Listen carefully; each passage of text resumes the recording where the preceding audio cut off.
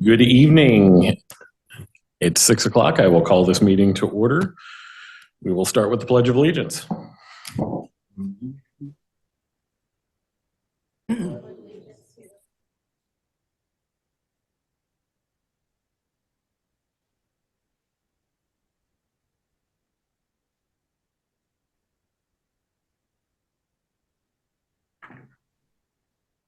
All right, now I will ask for a roll call. Commissioner Settlemeyer. Here. Commissioner Cox has an excused absence. Commissioner Riles. Present. Chair Robinson. Present. Commissioner LaGrasse. Present. Commissioner Winterrode. Present. And Commissioner Ingman. Present. All right. Has everyone had a chance to review the minutes from our last meeting, October 2nd? Yes. Do I hear a motion? I make a motion to accept the minutes as presented. All those in favor say aye. Aye. All those Aye. fine. All right, very good. Business from the public. Do we have anyone? Think there's anyone? Oh, we have something. Yes, I have one to read in for you. So we got this email just after the agenda went out. It says, my name is Robert Honifer, and he resides on Northwest Violet Avenue in Albany. He says he also serves on the Benton County Historic Resources Commission. The purpose of this email is to nominate an individual for recognition by your commission. Over the last year, David Larson, a retired veterinarian from Sweet Home, has led several classes on Oregon history. The classes were offered through the Albany Parks Department and were held weekly at the Riverfront Community Center. Themes for the 4 classes have included the Oregon Trail, the lumber industry, and the building of the Columbia River Highway. He has invested hundreds of hours in preparing the instructional materials. Thank you for your consideration of my proposal. Okay, very good. That is not something we have typically recognized as a commission. We have focused more on projects. However, let's keep that in mind when we roll into nominations. Yep, we could definitely do that for Preservation Month. Very good. Yep. Any other business from the public? I'm not sure if I qualify, but I'm here meeting on behalf of Linda Cook for a solar installation. All right, we will get to you later on in our scheduled business.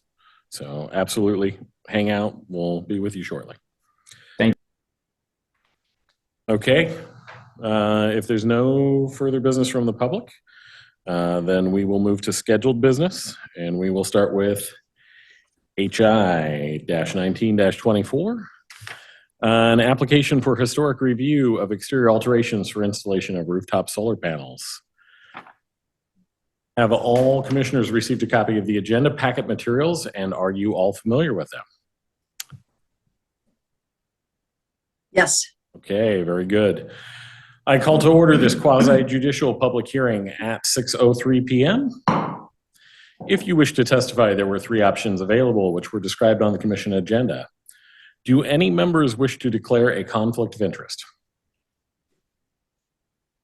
No. Do any members wish to report any ex parte contact? Do any members wish to report a site visit? We'll start over here. Cameron? I was there when it was on the historic homes tour this summer. Okay, I walked by. Rain? I walk by all the time. I drove by. I've walked by both of them many times. But Okay. Do any members wish to abstain from participating in the proceedings? Like we're good.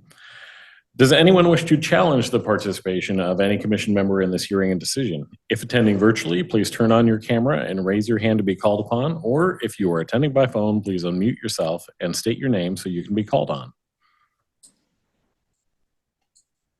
At this time, I call for a reading of the meeting procedures. Good evening, I'm David Martineau, current planning manager. For those wishing to testify, please be aware that you must raise an issue with enough detail to afford the commission and parties an opportunity to respond to the issue if you later want to raise that issue on appeal to the Land Use Board of Appeals. Testimony and evidence must be directed towards the approval standards staff will describe or other criteria in the comprehensive plan or development code which you believe to apply to the decision. If additional documents or evidence are provided by any party, the commission may allow a continuance or leave the record open to allow the parties a reasonable opportunity to respond. Failure of the applicant to raise constitutional or other issues relating to proposed conditions of approval with enough detail to allow the local government or its designee to respond to the issue precludes an action for damages in circuit court.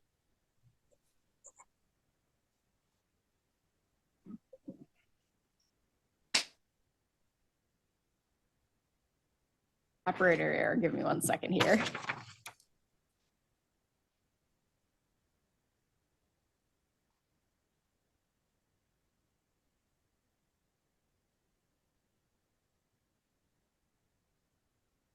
All right. Good evening, commissioners. For the record, Alyssa Schrems with the Planning Department. So before you today is HI 1924, a historic review of exterior alterations for solar panels on a historic contributing home. So the notice of this hearing was mailed on October 17th with the property posted on October 24th and the staff report issued on October 31st. And then tonight we have the opportunity to make a decision through this process. So this is the property. I did take 2 photos from street view so that you could see it is indeed a 2-story structure. The tree in front is in this picture obscuring. So that's the home as it currently stands in 2019 on there. And then the reason I brought it to you today is because, as you can see from the top photo, there is some surface of the roof structure that is visible from the public right-of-way. I know we've been kind of working through when on secondary facades, things still need to go to Landmarks Commission. So for this one, I felt it was still fairly prominent, so I wanted to bring it to you guys so that we can kind of discuss it. As you can see on the second photo, that is the solar panel layout that's been proposed. So it'll pretty much cover that entire roof there facing the corner. So the review criteria you'll use is 7.120 through 7.165. So exterior alterations generally, and then the exterior alteration criteria guided by the Secretary of Interior standards. So you have 3 options before you today: approve the request as proposed, approve the request with conditions of approval, or deny the request, and staff does recommend option 2, approve with conditions. Then does anybody have questions at this time? Okay, if we don't have any clarifying questions from commissioners, we will now take testimony from the applicant. Would the applicant please, you can come up here where there's a microphone. He's the online one. Oh, sorry. Can you hear us? So please state your name. Sorry, I lost my place here. Address and make any comments you have for the commission. Yeah, my name is Miles Henderson. The address is 622 Southwest Walnut Street, Albany, Oregon. I work for a solar company that my dad and my uncle own. We do local solar all over Oregon. We've done some other historic homes like Justin Cook around the corner. And the testimony that I would just like to present is in terms of production. There's not going to be a roof facing on Linda's home that will produce even close to the same amount of production. Also, it's kind of hard to see from the photos that were taken, but when you kind of zoom out, the street side view would be eastern, and we are putting the panels on the southern side. So with the trees being there and another large 2-story home at the south location, it's going to be really difficult to notice the panels. They're also going to be thinner panels. They're going to be flush with the roof, only sitting about 3 inches off. Hopefully being as inconspicuous as possible. And we're going to also leave pathways around the roof. So these panels aren't going to stick off the sides or the ridge. They're going to be flush mounted, hopefully not too visible. And we'd really appreciate just any considerations there. All right, do any commissioners have questions for the applicant? This is Cameron. What color is the edge of the solar panel going to be? They are black panels with black edges and black railing. There's no silver or blue. Okay, is it a flat paint? Or It is a flat paint made of anti-reflective material that will absorb 96% of the light. Thank you. Richard, any questions? Rain? No. Bill or Kathy? No. Okay. If there's no further questions from Commissioner, thank you for the testimony. We will now move to public testimony. It looks like we don't have anyone registered in person. Anyone online? I'll give you a chance if you're online or on phone. Okay. I will assume the applicant has no rebuttal testimony since there was no additional testimony. Does the staff have any? Nope, nothing further. Okay. Does anyone have any procedural questions? Okay. I declare this public hearing closed at 6:11 p.m. Does the commission wish to deliberate? I'm getting a nod from Richard.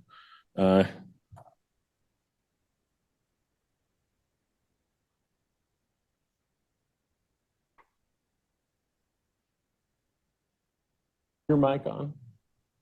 Isn't, thank you. Yeah, I'm not terribly fond of solar panels, but we looked into them ourselves, and I was interested that this application is described as being a temporary fix for solar power, that they're waiting for, or essentially that they're hoping for an improvement in solar energy gathering shingles or roofing. And that they made a point that this would be easily removable. And on that basis, I'm inclined to favor the application. I don't like solar panels. So look at them. Cameron? I really don't have a whole lot to add. I think I'm in the same place as Richard, so. Rain? I'm fine. Kathy or Bill? I'm good. All right. Do I hear a motion? Move we accept the Okay. exterior alterations, including conditions of approval noted in the staff report for application planning file HI 1924. Motion based on the findings and conclusions in the May 2024 staff report and findings in support of the application made by the Landmarks Commission. Do I hear a second? I second. All those in favor say aye. Aye. Aye. Aye. Aye. Those opposed, same sign. All right. Decisions of the Landmarks Commission may be appealed to the City Council within 10 days of the date the notice of decision is mailed. Very good. Moving on. Sure this is- Great. Thanks, Miles. Yes, thank you to the applicant. Next on tonight's agenda is a quasi-judicial public hearing regarding planning files HI-22-24, an application for historic review of use of substitute materials for replacement of exterior windows with vinyl windows. Have all commissioners received a copy of the agenda packet materials, and are you all familiar with them? Yes. Yes. Yes. Yes. I call to order this quasi-judicial public hearing at 6:14 p.m. If you wish to testify, there were 3 options available which were described on the commission agenda. Do any members wish to declare a conflict of interest?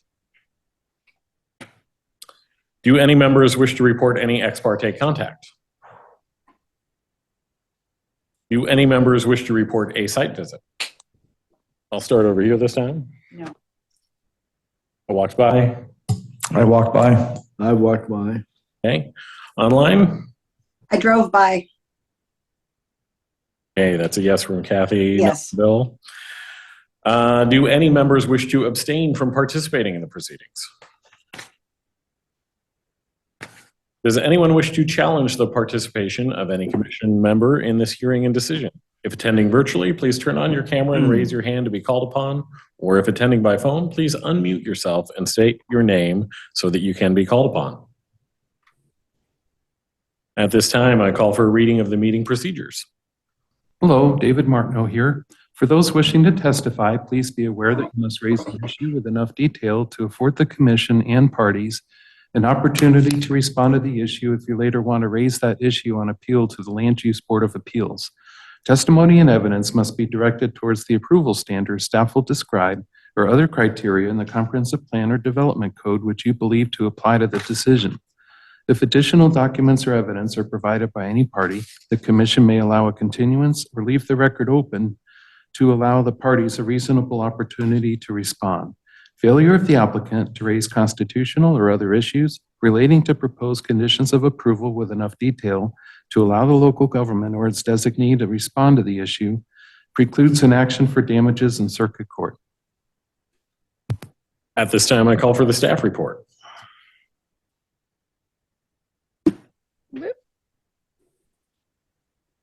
All right, there we go. Once again, Alyssa Schrems at the Planning Department. So this is HI 2224, which is a historic review for use of substitute materials on a home. So this is, again, a type 3 quasi-judicial review process. Notice was mailed October 17th. The property was posted on October 24th, and the staff report issued on the 31st of October. Public hearing today, so we have the opportunity to make a decision tonight. So this is the house. I did have to grab this one from 2012, so it does look a little bit different. I think they blurred it out on Google Street View. So this is 236th Avenue Southeast. And we're using the criteria from Historic Review of Use of Substitute Materials. One thing I did want to point out is normally we're having to use the second threshold for eligibility. In this situation, the house is rated historic non-contributing, so it's automatically eligible for substitute materials, or at least consideration for it. And then if you reviewed the packet, the survey packet, they did note that there was no one style of window that was found on the structure during the survey. So that's another factor as well. So kind of the background, which I'm sure the applicant will get into, is it does appear that the windows were replaced prior to the purchase of the property in 2023. It was done, kind of without permits and such. And so it's just coming back around kind of through a different process. And so basically what they're asking for is retroactive approval. And then, so we have 3 options today: approve the request as proposed, approve the request with conditions of approval, and deny the request. I am recommending option 1. There weren't really any conditions of approval since the windows are already installed. But theoretically, of course, we could have conditions of approval as proposed by the commission if you choose to do so. Does anybody have any questions for me? All righty. We will now take testimony from the applicant. Would the applicant please, you can come up here, sorry. We have to use the mics so that people online can hear us. Okay, great. Would the applicant please state your name, address, and make any comments you have for the commission? My name is Al Holman. I'm at 405 2nd Avenue Southeast here in Albany. And what was the rest you needed?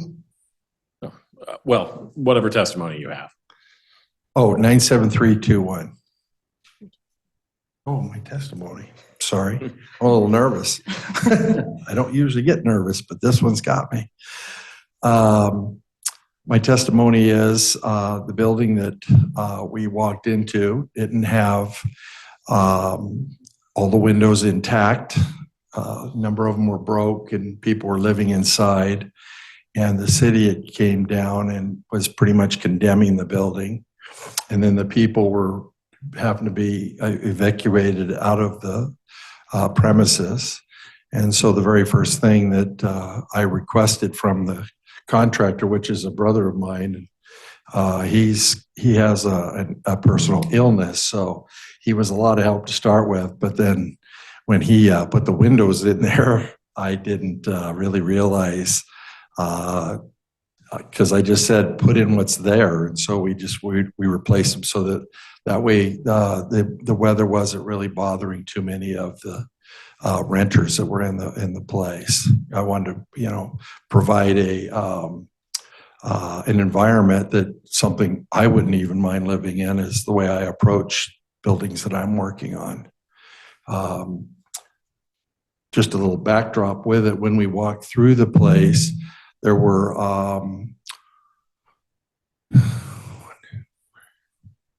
5 people living. There was one family. There was 3 individuals and a lady that had her granddaughter, and she babysitted her all day long for her son. And the living conditions when I first grabbed the property were really uninhabitable. It was pretty hard for me to see what was going on. So as far as that was concerned, at where it stands, I only evicted one person out of the premises, and he was a drug dealer, because my intention was to clean that up, and that's what I told each and every one of them. At this stage of the game, when he moved out, things started cleaning up. There was some more issues with a couple of the renters that were there. That has been remedied, and so one person had cancer that was living in the top story. We cleaned the bottom up, and we moved him down so we could clean his area up and put him into a sanitary environment. And to this day, I think 3 weeks ago, he passed away from cancer. So I like the fact that we were keeping him there. This has been an expensive project, just to clean up the environment that these folks are living into. But the good news is the lady with her granddaughter has got a real nice place for the granddaughter to play, and it's a safe environment.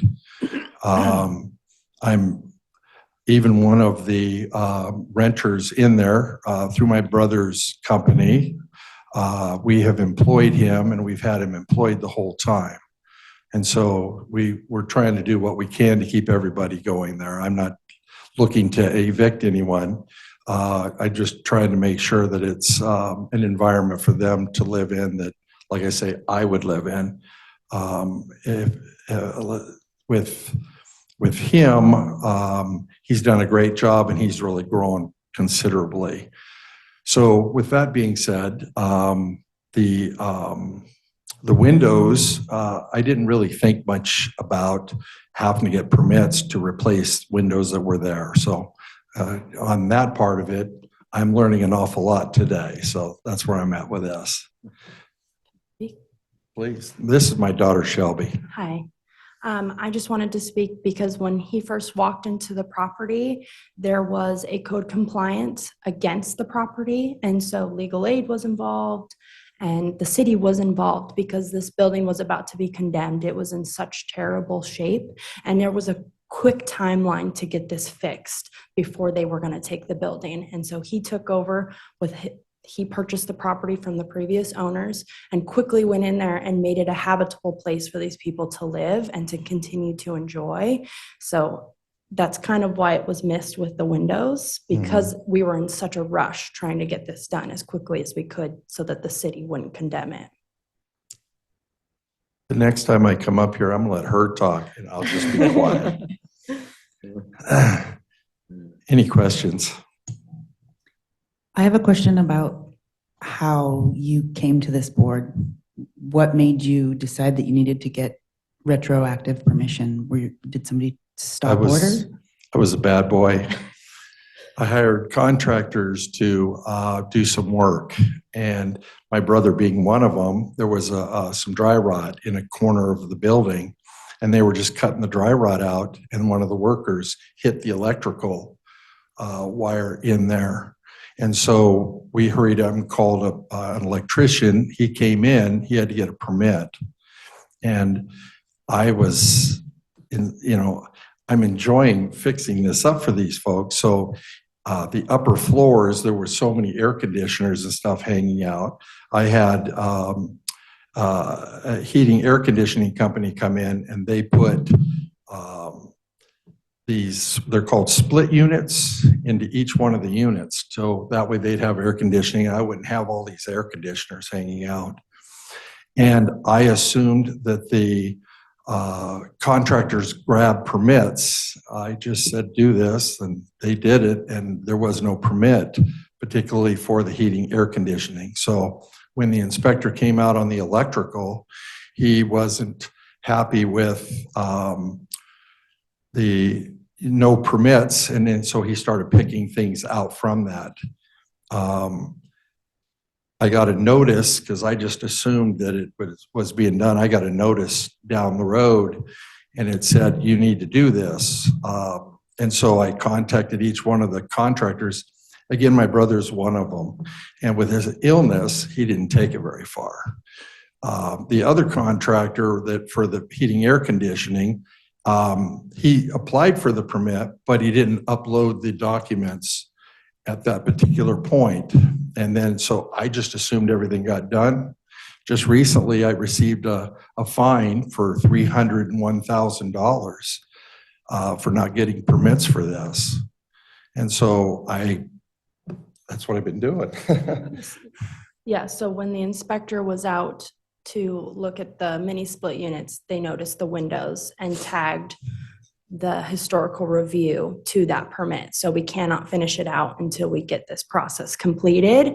So that's why we have gone and we put all this together to review with you guys. Yeah. Further questions? Do you have any photos of the windows before they were updated? I didn't.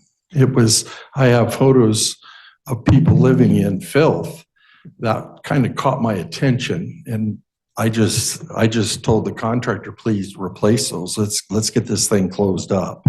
So I didn't pull any of that. There were plenty of vinyl windows in the place, so we just replaced what was there. Do you know what kind of windows were there before? I don't have a clue. For me personally, I don't. You mean the windows that you replaced like for like? Yes. Thank you. Richard, any questions? No. Kathy? I think you're on mute. Oh, did you say no? I said no, sorry. Yes, I put it on mute and then I forgot that I did that. No questions. Bill? Oh, sorry. Bill, any questions? No, I'm good. If we have no further questions for the applicant, I will thank you. And we will now take public testimony. Do we have anybody? Anyone online? I'll give it a couple beats. Okay. So I assume you have no rebuttal testimony since we had no others. Does any staff member wish to respond? Nothing further. Does anyone have any procedural questions they wish to raise at this time? I declare this public hearing closed at 6:28. Does the commission wish to deliberate on this case? Yes. Okay. This time I'm going to start on this side of the room. Rain.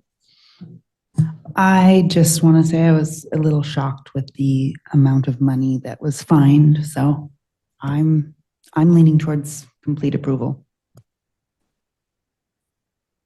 Cameron. This one's a rat's nest. Michael. I get it closer. Can you hear me now? Yeah, this one's kind of hard to muddle through. The biggest issue I have is we're supposed to determine the approximate placement size, profile, proportion of existing window siding or trim, but we don't know what was there before. It sounds like there was vinyl. I mean, I know that this house has been heavily modified going way back when. But I also know there's at least one 1/1 wooden double hung window left. And so I don't really feel like I have a real good grasp of like what was there before versus, what changed. Is it really like for like, especially as far as proportions? I have a hard time because I don't know how I can say it meets that criterion when I don't have the information to make the decision. And that goes to a lesser extent for criterion 2, to be able to remove it, restore it to its original condition. It sounds like they didn't change window sizes here because they're just trying to get new windows in. So I can kind of assume that criterion 2 is met, but that's an assumption I have to make. I have a hard time doing that without having the before information. So we can say, okay, here it is, here's what I want to do, this is what it'll be when I'm done with it. We just have, here it is, and I'm done with it. And that's why I have a hard time doing these after the fact ones where they send it to landmarks when it's really more of a code enforcement issue. So I really struggle with this. At the same time, I can appreciate this house has been in poor shape. I know that. I've been by it. It's been in poor shape for a long time. And so just the fact they're willing to do something, I want to give them as much credit as I can, but I don't know how much I can because I don't know what it was before. So there's where I struggle. Understood. Richard? Well, this time I'll say I concur with Cameron's remarks. I'm probably more disposed to say what is what I have to deal with, and I see no good reason to deny or put conditions on the application. And so I am in favor of accepting it as proposed. Let's move online. Kathy? I agree with what Richard was saying. I can't come up with a reason to not approve it. I understand Cameron's concerns, and it would be nice if we had photo documentation or some kind of knowledge. But without that, I think getting this through the process is probably the best approach. Bill? Yeah, I'm in total agreement with Kathy and with Cameron and Richard. It's tough. We've faced this before. In the absence of any evidence, we're sort of reduced to taking what's before us, which is the applicant is telling us that was like for like. We don't have any evidence to prove that or show it, but it's the only evidence in fact that we have. So I'm just inclined. It's far from ideal. I feel just like Cameron does about that, but it's what we have. And I do appreciate the difficulty in rescuing these old buildings, especially when they've been maintenance deferred for so long and so many changes have been made that. Thank you, Bill. I think I would concur. From taking a walk by the structure, it's obvious that there has been heavy modification over the years. It is operating in a vacuum of knowledge on what those windows are. Excuse me, what the windows were. I think that we can guess that they were at best maybe several different kinds of windows, but it's all conjecture. We don't really know, and absent hard evidence either way, it's a murky one. And I appreciate everything the applicant has done to save the building and the things the applicant has done for the tenants, which is just as important, in our climate right now with our situation and our economics. So I appreciate that. That having been said, you know about it now. So any further things in the future, and we're not scary, and there's no reason to be nervous, but we are just trying to follow the code that Albany has enacted over the years. And I think I would concur with the other commissioners. Absent any other evidence one way or the other, I think the best thing for me would be to move this along. Any further discussion? Do I hear a motion? I move to approve the use of substitute materials as noted in the staff report for application planning file number HI 2224. This motion is based on the findings and conclusions in the October 31st, 2024 staff report and findings in support of the application made by the Landmarks Commission during deliberations on this matter. Do I hear a second? Second. All those in favor say aye. Aye. Aye. Aye. Aye. All those opposed, same sign. Aye. We need a roll call. We good? Okay, very good. Decisions of the Landmarks Commission may be appealed to the City Council within 10 days of the date the notice of decision is mailed. Thank you.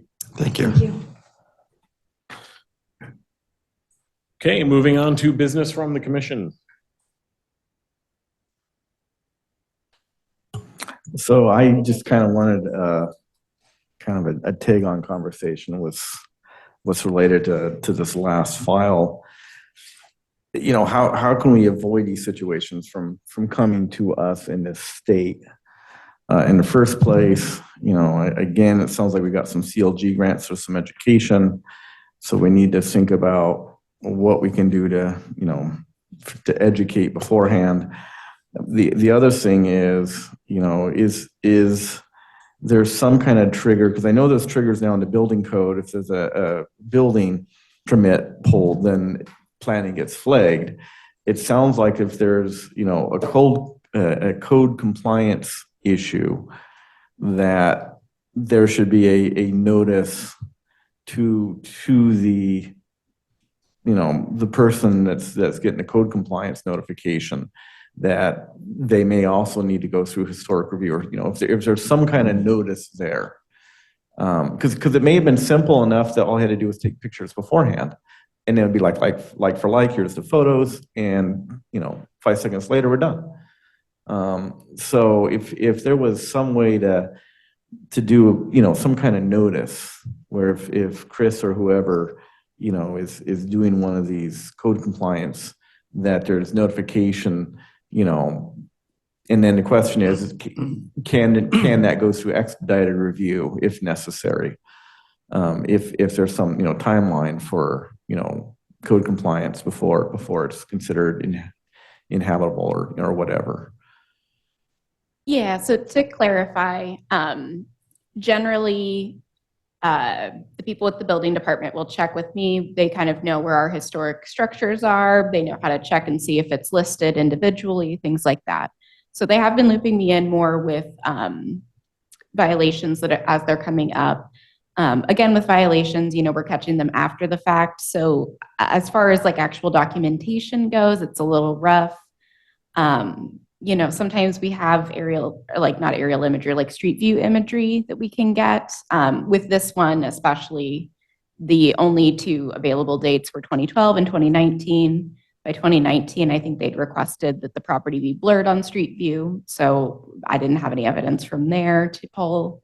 So there are some options, but again, with the code enforcement process, it's usually we flag it once it's caught. It's hard to do that. Well, when was this property? What was that, Richard? Well, when was this property purchased? The property owner purchased it in 2023. My understanding. Okay, it's like, why does the new property owner get a notice? You are in a historic district. If you do anything, you need to be aware of this. That doesn't seem to happen. It does not. We did one once, and everybody honestly thought we were trying to tell them they did unpermitted work. So it did not go over well. So it is something we've talked about doing, is the letters. Basically, we'd have to rewrite them all because so many people came in scared, thinking that we were telling them they were doing something wrong. So that messaging went over poorly. And quite frankly, we just haven't really had the staffing to send out routine letters. We basically have to get the monthly data from the county assessor's office and send them out regularly. One of our hopes is that we'll be sending out kind of like semi-annual kind of brochures, the newsletters that used to get sent out in the district. So if you're getting one, it's flagged that you're in a historic district. They kind of had a disclaimer on there that would say like, hey, you're in a historic district, call the planning department if you have any questions. So it is a hope. I am aiming to get them out in December, so hoping to work on it. We do have the money and the funds to do that through the CLG program. So I do know it's a known issue. I don't know how other cities manage it. But yeah, I know that the one time we did do it, it went over fairly poorly. Like the messaging was not well received. So that's been something that I have been aware of every time we have these conversations. Is I know that it needs a lot of work to make sure that our messaging is coming across in a, hey, by the way, manner, and not as a by the way. Because I mean, honestly, people thought they were in trouble, and that's really not what we want, right? There is a bit of, when I first got on to this commission, there was talk of doing a collaboration with the realtors and the title companies to kind of educate the realtors, but there has to be a training put together, and I'm not that, I don't have those skills. I know FOHA did one a couple years back. Yeah. And so it might be possible to try to tap them to do that again. Unfortunately, the person that gave that training moved away because she was a realtor. Oh. Well, the other thing would be perhaps the Landmarks Commission could say, we should survey other Oregon cities and towns as to what they do under these circumstances. I think There are plenty ours- of other examples now. I think our city is one of the most robust historic districts in Oregon, so they'd be asking us. Well, yeah, but there's others as well, like Yeah. Forest Grove and Salem, Astoria. Astoria has the programs. So, I mean, it wouldn't hurt. Right. No. It's difficult. Personally, I'm typically I'm not inclined to grant forgiveness over permission, as the saying goes. I think that there is a good deal of responsibility and ownership, especially when it's not personally occupied, when it's an investment scenario or a commercial scenario. However, it is quite hard sometimes to really know exactly where someone was on the spectrum of ignorance and I think we have been fooled on this commission in the past on that. But I think all we can do, inevitably, some of these, no matter how ironclad our system is to notice, and inevitably some of these will crop up. This is unfortunately just part of it. But we just have to endeavor to do our best in these situations. And the education, I think, is the key part of that, with the getting the news out to the public. I mean, so they know. Well, yeah, an ounce of prevention is worth a pound of cure for sure in scenarios like this. Absolutely. And I will say there are realtors that do check. Like I routinely get calls from realtors, like, hey, the property owners told me this. I just want to confirm.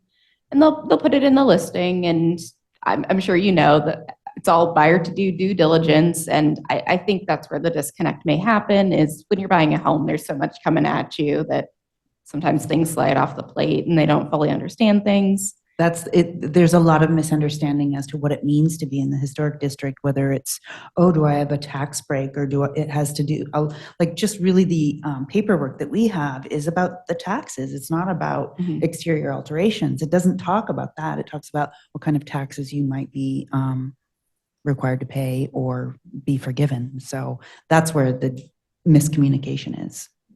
Yep. So I am hopeful, again, that the newsletter will be helpful. Bill, you've got something. Yeah, thank you. Hopefully I don't get shot for bringing this up, but it sort of starts to touch on things we've discussed many times in the past, and that is the state of our historic survey. So one of the things that, we talked about this 2 or 3 years ago, found out it cost quite a bit of money. But the reality is that survey was done back in the 80s. It's woefully inadequate. Cameron knows more than I do about how inaccurate it is. And many things are mislabeled, things are missing. Accessory structures are not included. It would really help us at all levels to have an updated and an accurate historic survey of our districts. So is something contributing? Is it not? Was something there before? What does it look like when we redid our survey?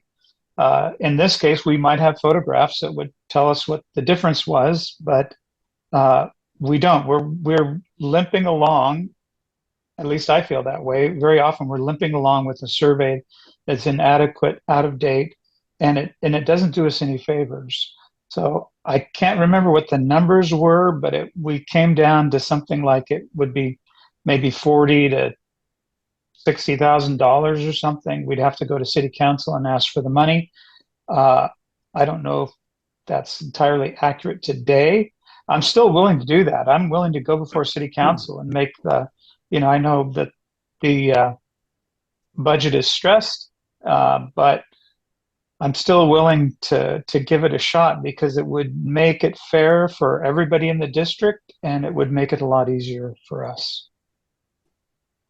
I concur, Bill, and I agree. I would be willing to ask council for that. I also would like to explore the possibility of grants, possibility of assistance from the state to accomplish a survey like that.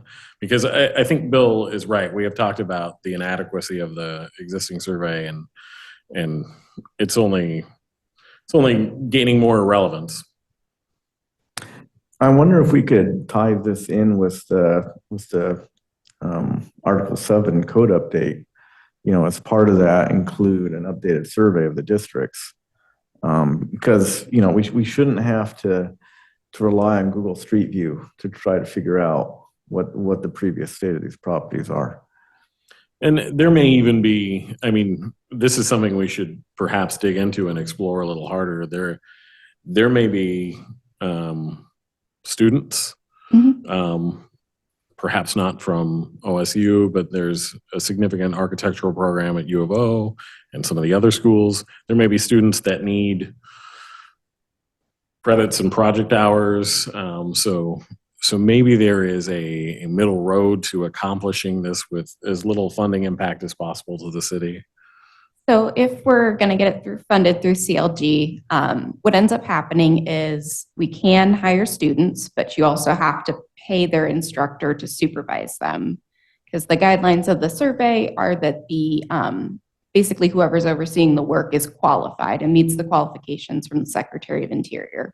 So that's usually where the majority of the money comes from, is that actual supervisory work. If we looked for outside funding sources, that may not be a requirement and we might have some more flexibility. But I think the assumption's always been that we're using our CLG funds, which in this situation would not meet that threshold of 40 to 60,000. This year we got 16, which is fairly abnormal. So is this something that we could accomplish in phases? That is an option for sure. That one would be, so CLG money becomes available every 2 years. So it would be better than nothing, but it would not be quick, is the only thing. But I certainly think it is worthwhile. It has been kind of the thing we've been talking about the entire time I've been here. So we basically want everything kind of our ducks in a row when we're applying, because that's basically where all our money would go for probably 3-4 grant cycles. Probably talking out of turn without knowing this, but maybe TLT dollars could be used to fund some of this tourism and lodging tax money. It just kind of, I don't know. I don't know how successful we would be, but it's just an idea, a thought. That is an interesting idea. The worst they could say is no. Yep, that's true. But the historic districts, that is one of the big tourist draws, so it would be in line with that. So that's an interesting idea. Not to mention probably Airbnbs are in the historic district. Yep. Yeah, it could help with marketing. I've been on this committee for a long time, and as I'm nearing the end of that, if I were to leave one legacy behind it would be this, so that we hand off to the people who follow us much better tools with which to make these decisions and handle the district. You know, if only we could find a recently retired architect with a extensive knowledge of preservation, that would be ideal. I'm not really sure if I'm qualified, but I could look into that. Well, I think we need to think about this, and I would like us to reconvene on this topic in the next meeting and start to actually make some headway and move forward in a real manner. So talking about it only accomplishes so much. We need to think about this outside the box if we're going to get this done. So what kind of steps need to be made to do that? So I think first we need to establish what we have available for resources, and then we can decide how much we can proceed. And where the resources can come from? But I mean, for me, and I would ask that you guys maybe would do the same, if we could come back at the next meeting having thought about some of these funding possibilities or any new ideas that we haven't discussed tonight, and maybe if some of us are willing to put in a little extra time moving forward on pursuing these. I think that's the mind space we need to be in.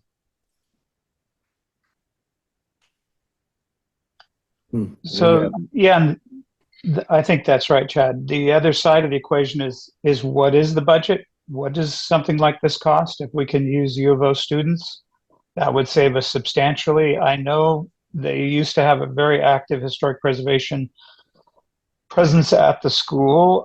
That would be something we could check into and see if there's interest down there. They've partnered with us on Monteith. Over the years, we've done a lot with the university down there. So, and I'm sure there are private consultants that would offer their services to get this done. So, one end, we need to look where the money is. The other end is we have to know what we need. How much is this going to cost? And so I think, if we could just get started in that direction and start thinking about it, I suppose I could call down at the university, and I might still know a few people down there. They haven't all died. David and Alyssa, when we talked numbers before, was that based on a bid? Was that an estimate? How did we come up with that? I believe those numbers might predate me. Yeah, it may have been with Nikki Cross or Laura LaRock even. I'm not sure how far back those go. And was that an estimate for one district or all three or even four? I don't know. So I would assume that the numbers are no longer accurate. I think that's a safe assumption. And so But the nice we'll go thing from about there. doing this, now is it's a whole nother generation later. And I mean, we've got, electronic resources where we can get like web-based inventory done or something like that, freshen up the pictures, digitally. And so it's kind of exciting to see where something like that can go. Yeah, and that might circle back to a problem we started with. If we had a really great online presence and people who are interested in a district could see their homes online, see the situation, and get information about what's required, that could go a long ways to this communication gap we seem to have with people buying into the district. Because it's a little hard to access our survey and to figure out where the addresses are. It's a little confusing. You have to sort of hack your way through it. And that's part of our problem. I'm not sure. I don't know how to approach finding cost numbers. And I know you folks have a lot on your plate to deal with as it is. But any way that you can help us or direct us on how to find that out would be great. I mean, I think Bill's offered to call down to U of O. So I think that sounds like a good start. Do you know any firms that would also do the work that you could maybe contact? I think that's the other kind of aspect we'd need to look into. Yeah, I don't know any right off the top of my head. There used to be a couple in Portland. I'd have to look into that. But if I'll call U of O if someone would like to look at, you could probably do an online search and find consultants that would do that. There used to be a couple in Oregon. They were up in Portland. but I'm not up to speed on who does that consulting. The Historic Preservation Northwest, Dave Pinyard and Bernadette Niederer in Albany do such work. They just did a National Register district nomination for Dallas, which Chad and I visited yesterday. So there are local people around who can do such work. Great to keep the money local. Certainly.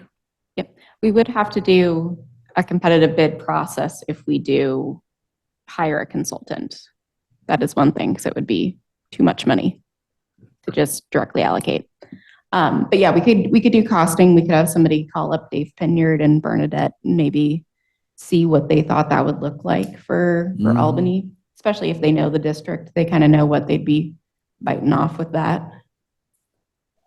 And we could do an RFP, although I doubt, below a certain threshold, you aren't required to do an RFP or competitive bids. And the city has been doing that along the waterfront for various reasons and stuff. So you aren't always required to do that same RFP process, and be entirely open if it's someone who's local and really has, there's a few steps you'd have to go through. Peter would be the person to ask. I know he's done that in the past. So first, I think we just see how much we think it costs, talk to someone local if we can, see if the university would be interested in helping out or even taking a lead in it.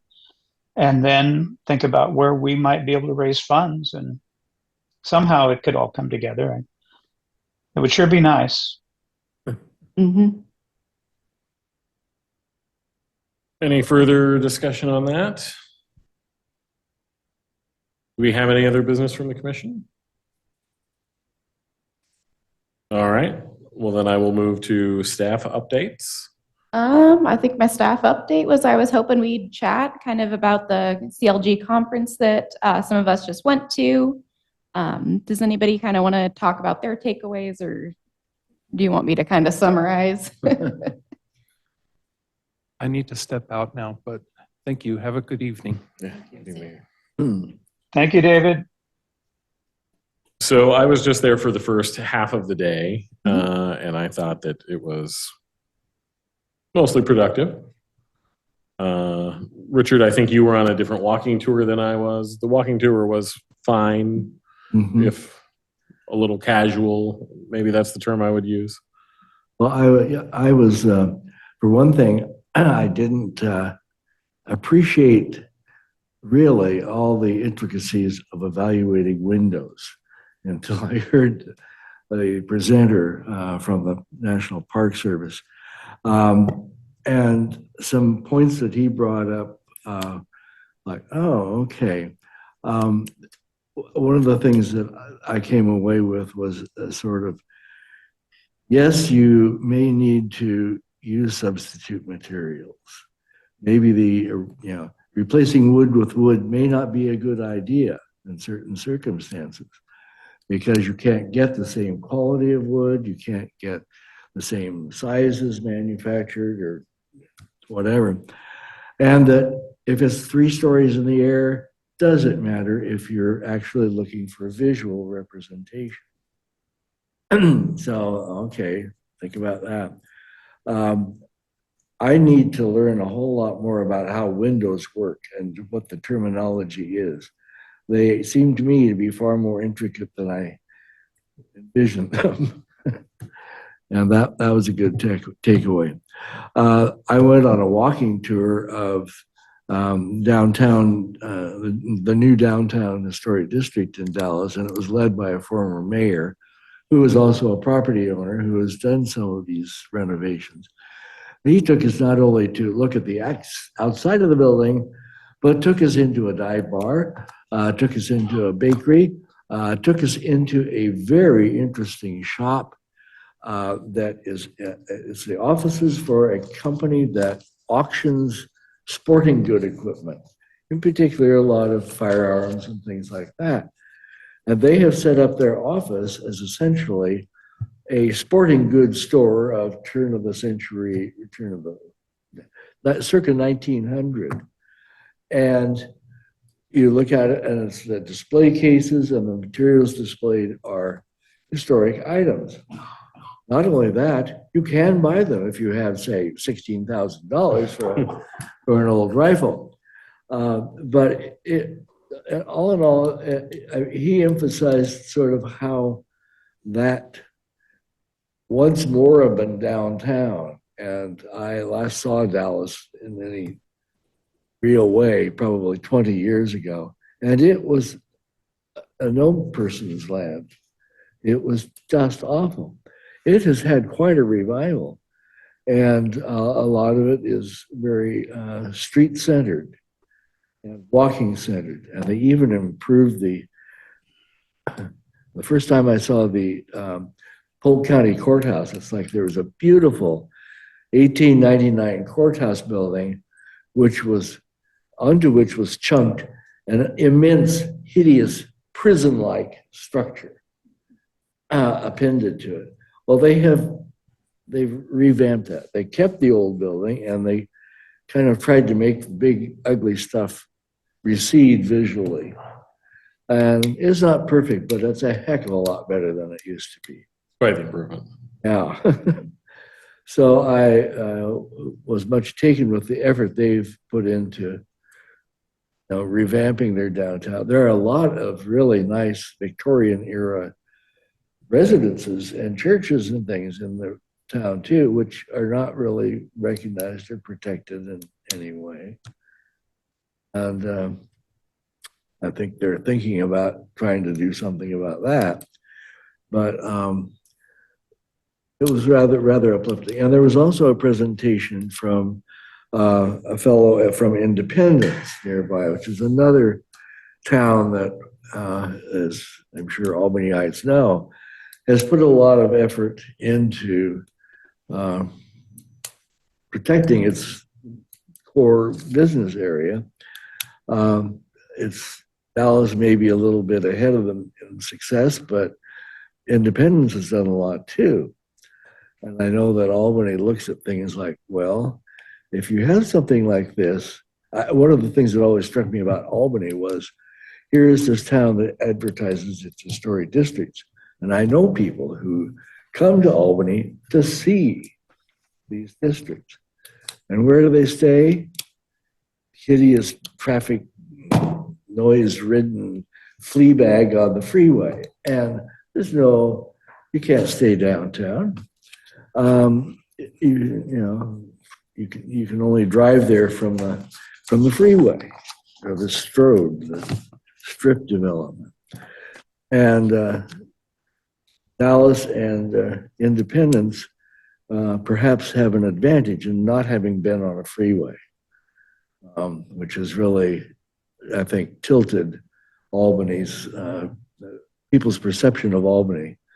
I remember we had some work done on our house to repair the front porch. And contractors who did the work wanted to take a photograph of their work. And their photographer said, I've been through Albany dozens of times. I went to school at OSU. I had no idea the Monteith district exists. I had no idea these houses were here. I had no idea. I never saw it. I went by on the road. So I can see why if we want to keep up with Independence in Dallas, we may have to get a hotel. I'm curious about the post office building, which was first presented to us as office space and is now being described as possible residence, possible boutique hotel. So there's my certified local government report. Thanks. Chad, I'm going to apologize. I have to step away right now, but thank you everyone for the meeting. You will. All right, thanks, Bill. Kathy, do you have anything to add about yesterday? I thought it was interesting. There was a lot of information about windows. I think that might be a bit of an East Coast Park Service bias. I'm not sure. the presenter was from Washington, D.C., and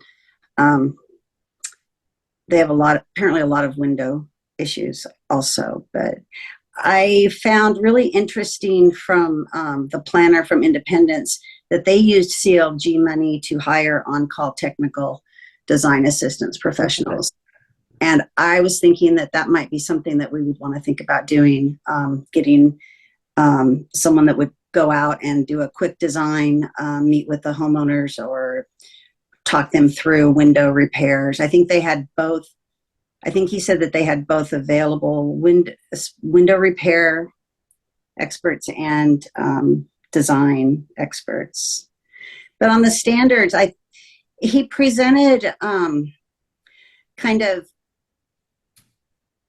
the way the standards were presented, I've never seen before. He organized them in like 4 major categories, and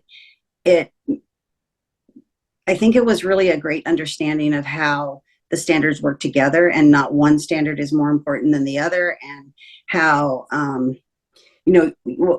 real purpose is to preserve the historic character, and how material integrity addresses that. And then I just thought that those 4 areas, that when he combined the standards, that those 4 areas it was really interesting to look at it that way. So that was my takeaway. Chad, you got anything? Well, it definitely sounds like Richard chose the right walking tour. Because that shop that you mentioned, the auction house, I was looking in those windows thinking, oh, I'd like to go in there. And now I really wished I would have when I broke away from the tour. I will jump on what Kathy said. The way that fellow John presented the standards was cohesive and clear, and made it easy to understand how they work together. And his emphasis that we are trying to preserve the character of not just these buildings, but these neighborhoods. Yeah. So it's easy to see the forest for the trees. On the other side, with the windows, Alyssa and I started to have a conversation, but weren't able to finish it, about the way they are approaching these windows. It feels like we are 1,000 miles away. We are dealing with this on a very macro level, and we are sometimes struggling. Tonight isn't a perfect example of that, but I think there's a lot of times where a lack of effort on the part of not necessarily the applicant. These homeowners are not the experts at this. But when they go to Home Depot and Par Lumber and they ask them for options and they go, oh, those are really expensive. That's what they think is the reality. It's not always the reality. There is probably not really anyone in the area that someone could walk into a retail situation and get adequate and real advice on cost and options for windows for historic buildings. The closest thing we have to that is, please help me with his name, Chris. Vintage Window Restorations, Chris, but he is interested in restoring windows and replicating windows, and there is a middle road of windows that will, if not emulate the original windows as well as a wood window. In some cases, they can approximate it more closely than current wood window production. And as you said, Richard, in a material that will last better for the structure. But I sometimes feel so far away from that, because how do we get to that conversation when our applicants are not being well served with the information they've received? Not to pinpoint anything in particular, but if we think about a recent application dealing with siding, I think it was 50-50, maybe not a tremendous effort on the applicant to get to the bottom of it, but also the retail situation is just saying like, oh yeah, this is what it is and that's how it is. And anyone in the industry can see like, well, this is not the whole picture. And, somebody in the industry and somebody familiar with the materials that are available for these projects and restorations, it is sometimes a hard line to toe. You don't want to supply testimony and you don't want to act like you know everything. However, you're hearing things that you know are patently incorrect. So when I was looking at the windows and these details, Richard, that you were talking about, I thought, how do we get there? How do we get to a point where we can have that dialogue with these applicants when it's really not what we're here for? And these applicants need to receive the sort of information from the contractors and the suppliers. Sorry for the rant. Nope, I thought that's good. So for me, I kind of got a bunch of jumbled takeaways from it, so they're kind of all over. But yes, I agree that you're right. Independence has technical advisors basically that are on call. So anytime they get a call about window replacement, they're like, hey, we'll send out a guy free of charge. He'll take a look at your windows, give you an estimate. The guy can get work from that. Like, people will hire him and he will make money that way. But he also just, to the property owner, provides a free estimate and an understanding of what that looks like for them. I think we have an opportunity to do that kind of in an abbreviated fashion. We do have a fair amount of money still available, so maybe we could put something together for this year. Maybe just, have them going around, knocking. I know there's a lot of people that have called about windows. That's like our number one call. From a very limited sample size, I've also heard from people that even if they did have the skills to repair their own wood windows, they do not want to do that. So that is one thing that I've gotten some feedback on that's been like, we can provide all of the window restoration workshops we want. The horse is not necessarily going to drink. So I'm kind of wondering if there are some other options out there as well, for people who can, just look at the windows and like, actually, it's not in as bad a shape as you think it is. Like, this is a very easy repair job that we could do for like this amount of money. So I think that would be helpful. And that's certainly something we could look at if there is an interest in that. Again, we've got about, I think, $8,000 at least that we can spend. The biggest thing is just making sure that we've got it all spent by basically the 1st of May. So that's our time frame right now with our CLG grant, which means that the survey is out, but we do have some other things we can do up to and including the mailings as well. So another impression I got from the talk is, yes, the East Coast windows, very interesting. He really was not that concerned with the materials that were used so much as the details that were produced. For him, the materials were mostly secondary. Like, once you're replacing a window, you're replacing a window. It's a matter of the details that you provide. There are subtle changes that you can make in the very many types of things that go into a window. There are so many pieces, parts to them. And for him, it's the actual details, the dimensions of what they're reproducing in the window replacements that matter less than the material. And so I thought that was very interesting. I will be honest, I cannot imagine asking for the level of details that he was talking about from just a regular property owner. I don't know that we'd ever get quite the level of detail he was talking about, but it's certainly something that we can start asking for. Spec sheets, what are the windows you're installing? What do those look like? I think one thing that's important for us to understand is when you look at the examples that he had, the photographic examples, many of the no-nos were residential, Mm-hmm. and many of the successes were commercial. And I would guess that that is probably mostly because architects were involved. Architects and designers were involved in those projects, and those projects received a different level of scrutiny even before it comes to the planning process. So it is, and funding for that matter. But that doesn't mean we shouldn't attempt to educate and assist. Yep. And I think potentially a good place to start is exploring if we could get a technical advisor on board for a couple months, perhaps, like setting aside, say, $5,000, kind of looking at that. I don't know what that looks like on my end, so that's something I would explore. But, I think it would be helpful because I mean, right now, basically all we get is the window salesman. Like you get the flyer in the mail, renewal by Anderson wants to replace your windows for you for a low cost of, I don't know, 15 to 30,000.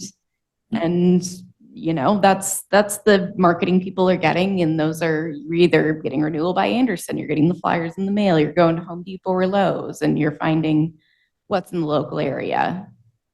And so maybe part of it is providing options. I think that's a great idea. Yeah, I'd like to, I guess, know more about what Independence is doing because, I mean, again, an ounce of prevention is worth a pound of cure on something like this. And a lot of times, yeah, like all they're aware of is what you find at Home Depot, what you get in a little mailing. And so they don't know what the options are. They think, oh, this doesn't work right. Just throw it out and put in vinyl. And it's like, oh, actually, you know, they have the option of a fairly affordable fix. They can do it. So I think we should pursue that. I think maybe there were some videos available online, at least maybe the one about the church.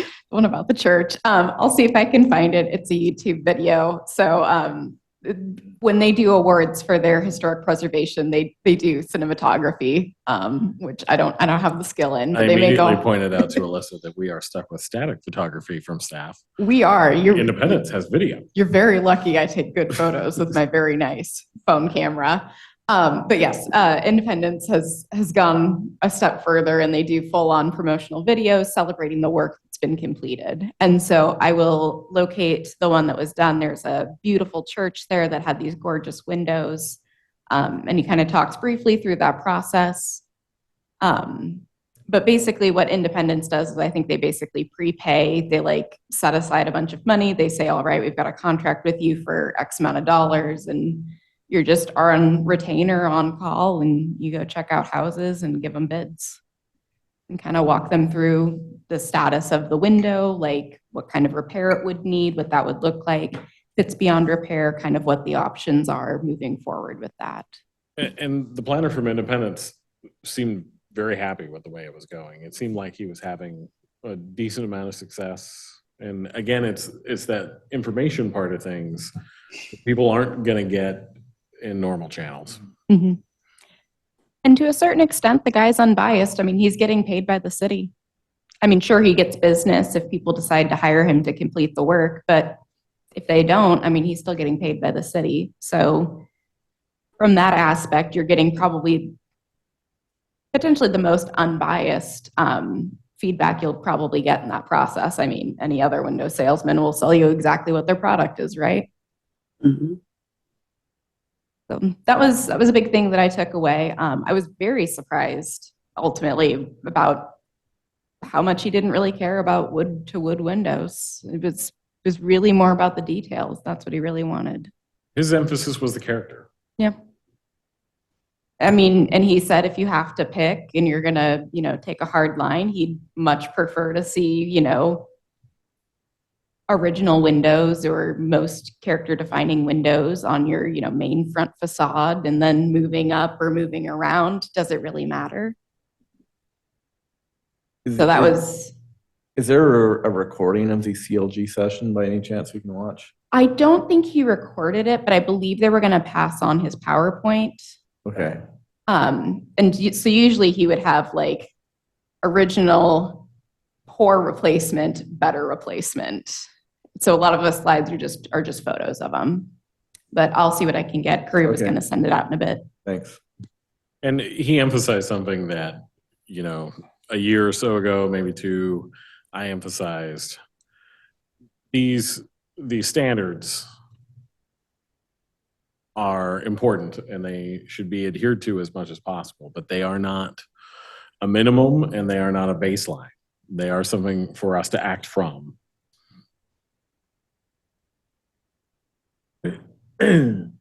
Well, if there is no further business.